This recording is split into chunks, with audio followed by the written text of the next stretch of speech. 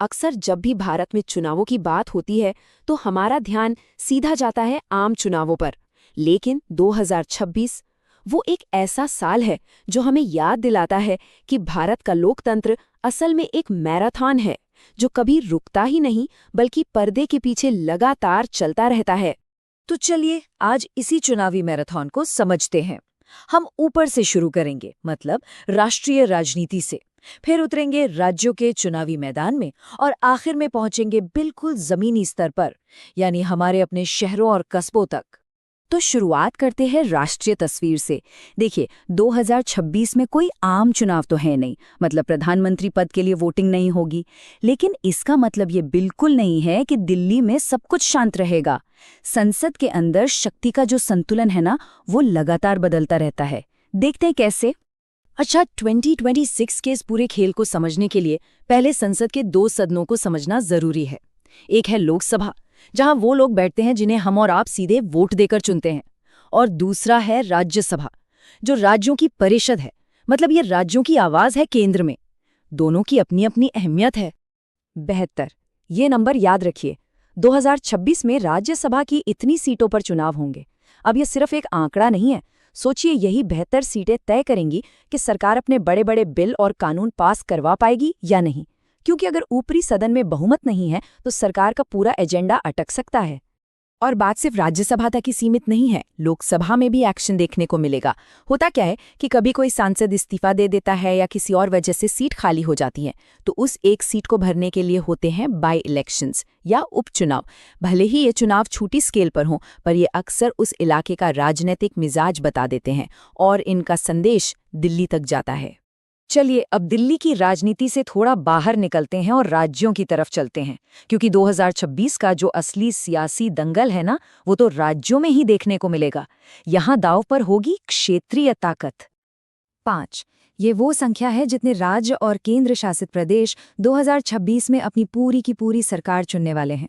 और ये चुनाव सिर्फ उन राज्यों के लिए अहम नहीं होते, इनके नतीजों का असर सीधा देश की राजनीति पर पड़ता है। ये तय करते हैं कि आने वाले 5 साल उन इलाकों के लिए कैसे होंगे। अब जरा इस लिस्ट पर नजर डालिए, कितनी विविधता है। एक तरफ असम में बीजेपी है तो दूसरी तरफ केरला में लेफ्ट फ्रंट की सरकार, तमिलनाडु में डीएमके का गढ़ है और पश्चिम बंगाल में ममता बनर्जी की तृणमूल कांग्रेस। मतलब अप्रैल 2026 में देश के अलग अलग कोनों में इन सभी बड़े बड़े नेताओं और उनकी पार्टियों का असली इम्तिहान होना है।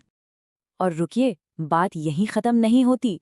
इन 5 बड़े चुनावों के अलावा भी देश के 6 और राज्यों में विधानसभा की अलग अलग सीटों के लिए उपचुनाव होंगे। जैसा कि शुरू में कहा था, लोकतंत्र का ये पहिया सच में कभी नहीं रुकता। अच्छा, अभी तक हमने संसद और विधानसभाओं की बात की, लेकिन अब हम उस चुनावी लेवल पर उतरते हैं जिसका असर हम सबकी रोजमर्रा की जिंदगी पर सबसे ज्यादा पड़ता है, मतलब हमारे अपने शहर और गांव के चुनाव। तो एक सवाल दिमाग में आता है कि 2026 में सबसे ज्यादा वोटिंग आखिर होगी कहाँ? क्या लोकसभा राज्यसभा के लिए या फिर उन 5 राज्यों के चुनावों में? जवाब है शायद इन दोनों में नहीं। असली चुनावी एक्शन तो कहीं और ही है। ये है स्थानीय निकाय चुनाव। आसान भाषा में कहें तो ये वो चुनाव है जो तय करते हैं कि हमारे मोहल्ले की सड़क कब बनेगी, पार्क में लाइट जलेगी या नहीं, और कूड़ा उठाने वाली गाड़ी समय पर आएगी या नहीं। यही है लोकतंत्र की असली जड़।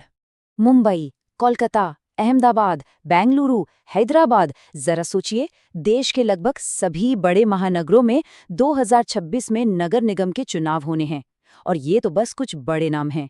इनके अलावा देश भर के सैकड़ों छोटे बड़े शहरों और कस्बों में भी लोग अपने पार्षद और मेयर चुनेंगे। सही मायनों में असली चुनावी महाकुंभ तो यही है। और इसका पैमाना कितना बड़ा है?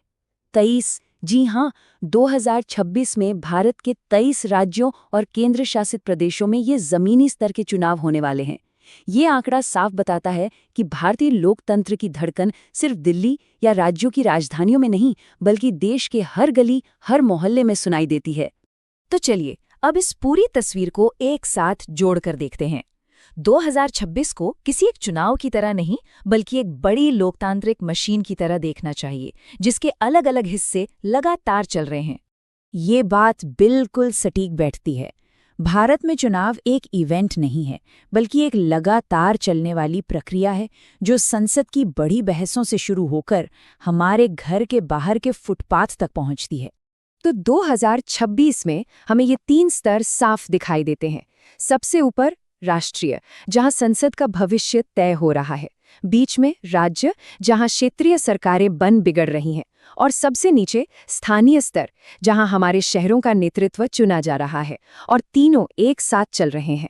तो 2026 से जो सबसे बड़ी बात निकल कर आती है वो किसी पार्टी की हार जीत नहीं है, बल्कि वो ये है कि दुनिया का सबसे बड़ा लोकतंत्र कभी वोट करना बंद ही नहीं करता।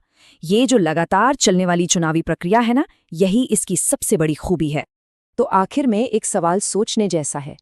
आज जब पूरी दुनिया में लोकतंत्र के भविष्य पर सवाल उठाए जा रहे हैं, तब भारत की इस व्यवस्था से क्या सीखा जा सकता है? एक ऐसा सिस्टम जो जनादेश लेने के लिए हमेशा अपने नागरिकों के दरवाजे पर खड़ा रहता है।